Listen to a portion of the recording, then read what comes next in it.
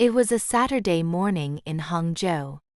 The sky was a soft, milky blue, and the trees along Westlake danced gently in the autumn breeze. It was the kind of day that makes you believe nothing could go wrong. Birds chirped overhead. The walkway beside the lake was filled with couples strolling hand in hand, tourists snapping selfies under willow trees, and the occasional street musician playing an eru with a haunting melody that seemed to float through the mist.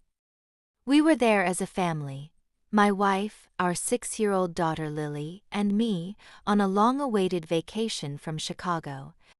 It was our first trip to China. Like many American families, we came cautiously. We were curious but also wary. The headlines in our media had taught us to see China as mysterious, maybe a little dangerous, highly surveilled, and politically different. But we didn't come for politics.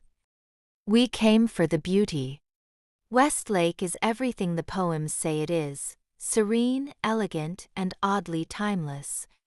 We had spent the morning wandering the footpaths, drinking jasmine tea from paper cups, and watching koi swirl lazily beneath arched stone bridges.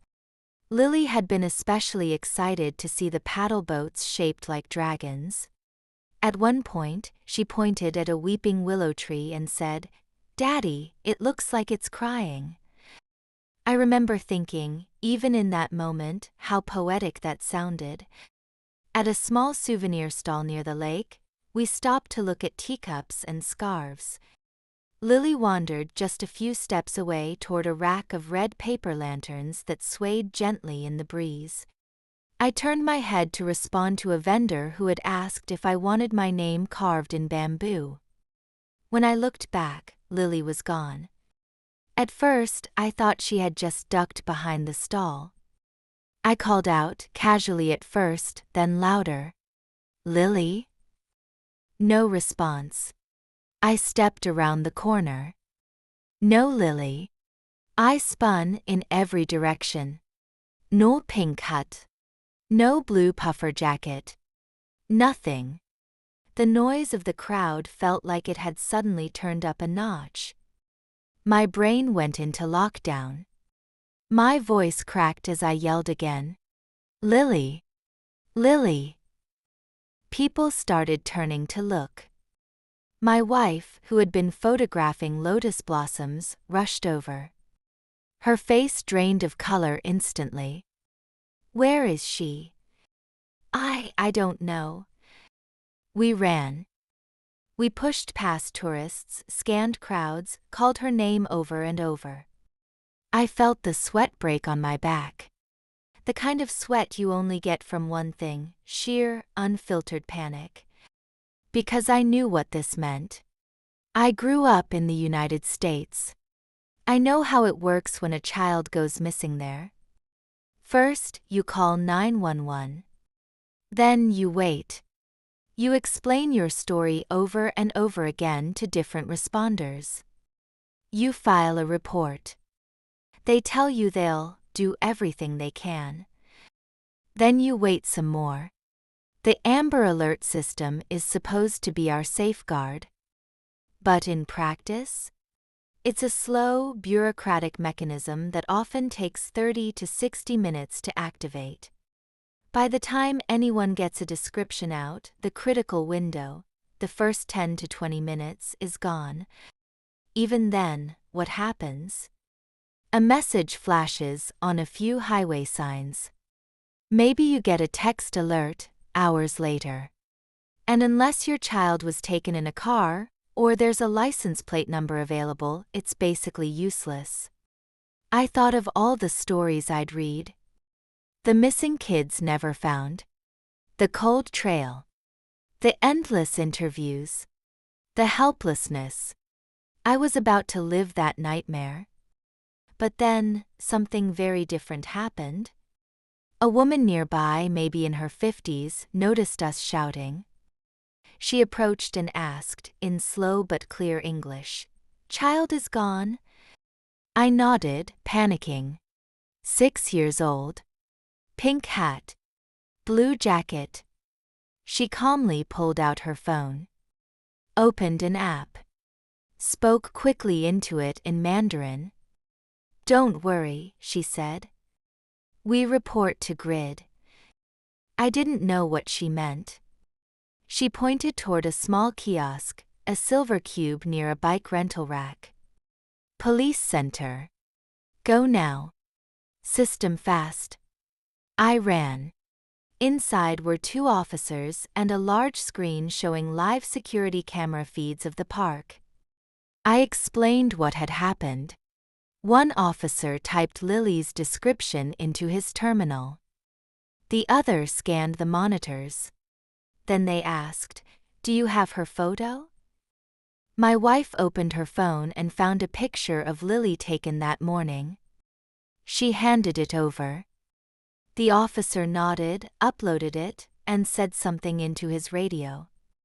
I stood there, frozen, waiting for more questions. For delay. But there wasn't any. Instead, the system lit up. Lily's photo, along with a textual description, was dispatched across the regional public security network. To all park officers surrounding intersections, transportation hubs, volunteer grids, and even local merchant systems. Loudspeakers across the park began announcing. Attention, a 6-year-old girl named Lily is currently missing. Last seen near the souvenir stalls. Wearing a blue jacket and pink hat. If you see her, please notify the nearest staff member. I watched as families around us stopped and started scanning the area. Vendors turned their heads, pulling out phones. Some began speaking into radios. 2 teenage girls near the food stall held up Lily's photo from the digital screen and began walking the perimeter looking. Within 7 minutes, her image appeared on the screen of the nearest Starbucks register. On the outdoor display of a tea kiosk. Even on the payment tablet of a street vendor selling candied hawthorns. It wasn't just the police who were looking. It was everyone. All connected. All aware. All mobilized instantly. And then there was the technology. Facial recognition systems around the park's perimeter were already scanning passers-by. Cameras had picked up a small figure matching Lily's height and clothing, walking toward a lakeside garden. Within seconds, the system reconstructed her path using visual AI.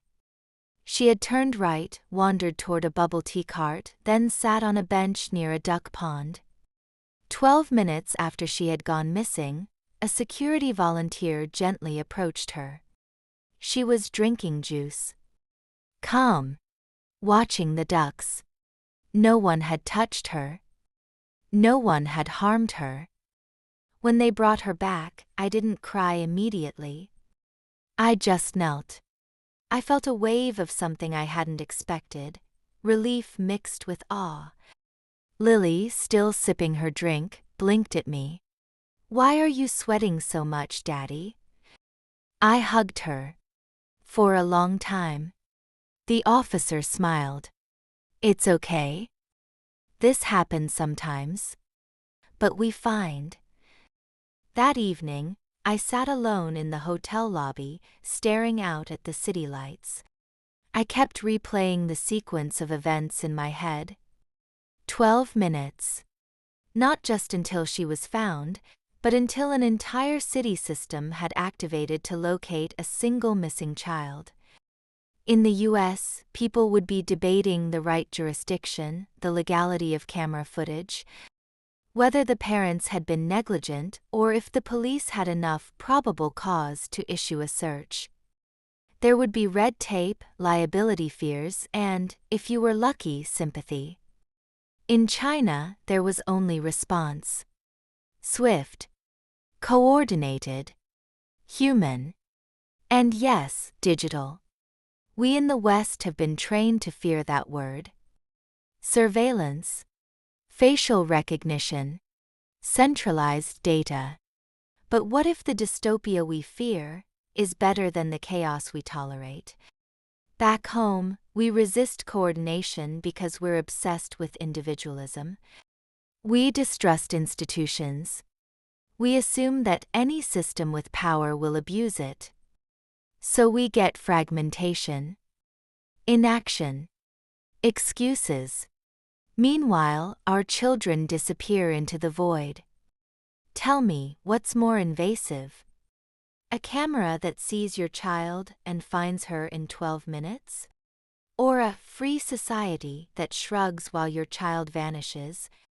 The truth is, I came to China afraid of being watched. But when my daughter went missing, I wasn't afraid anymore. I was grateful. Grateful someone was watching. Grateful someone acted. Grateful a society existed that was still willing to move fast for something as fragile and sacred as a lost child. Maybe freedom isn't about being left alone. Maybe it's about never being truly alone when it matters most. So I'll ask again. What's the point of a system that doesn't save your child? What kind of freedom demands you sacrifice safety, speed, and human response, just to say you were unobserved? If being seen means being saved, I'll take that every time. Because that day in Hangzhou, when everything else stopped, China didn't.